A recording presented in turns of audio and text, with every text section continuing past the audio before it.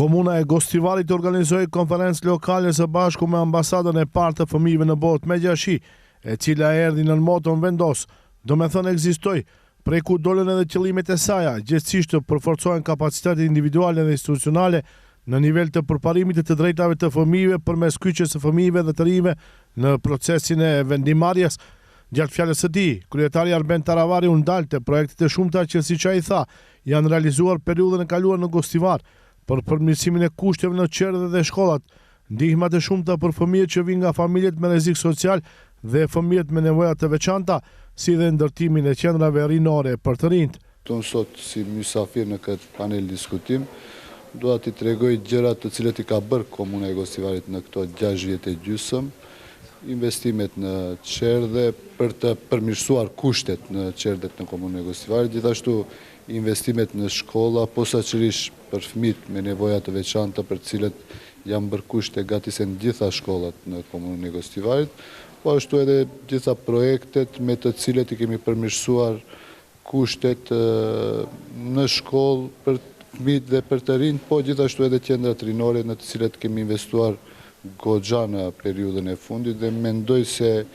jemi ndër komunat që më shumë t'i ka bërë në këtë drejtim. Kështu që e shohim edhe diskutimin të cilën do ta bëjnë panelistët dhe Komuna e Gostivarit gjithnjë ka qenë e gatshme që të vazhdon dhe të krijon bashkëpunime të tilla, vetëm e vetëm për të pasur cilësi më të mirë për fëmijët dhe të rinjt në komunën tonë. Në konferencë i pranishëm ishte edhe Dragi Zmijanac, bashkëthemelues dhe kryetari i ambasadës së parë në botë për fëmijët Megjashi, i cili nënvizoi se të krijohet strategji lokale për fëmijët dhe të rinjt në Gostivar.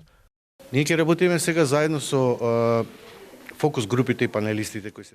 Ne do të punojmë tani së bashku me fokus grupet dhe panelistët që janë këtu për të krijuar një strategji prej ku me siguri do të krijohet një grup punues ku këshilltarët do ta përpilojnë kurse kryetari i komunës do duhet ta nënshkruajë. Ata e kanë për detyrë të sjellin dokument strategjik me qëllim që të gjitha problemet që hasen nga fokus grupet dhe nga fëmijët me të cilët flasim dhe kuadrin edukues dhe arsimor, udhëhecit të institucioneve të bëhen ndryshime. Ndryshimet i bëjnë vetë fëmijët, e nëse fëmijët nuk janë të kënaqur nga vendi ku jetojnë, punojnë dhe mësojnë, ata sigurisht se do t'ikin. Arsimi cilësor është çelësi dhe kyçja e tyre në kohë në tregun e punës. Kjo është shumë e rëndësishme, pasi me këtë u japi mundësi ata të jenë qytetar aktiv në krijimin e politikave. Në konferencë morën pjesë edhe përfaqësues të arsimit dhe OJQ-ve nga Komuna e Gostivarit, të rinjt dhe një grup fëmijësh. Këta të fundit përmes vizatimeve përshkruan se si e shohin të ardhmen në Gostivar dhe çfarë ndryshimesh do të donin të bënin.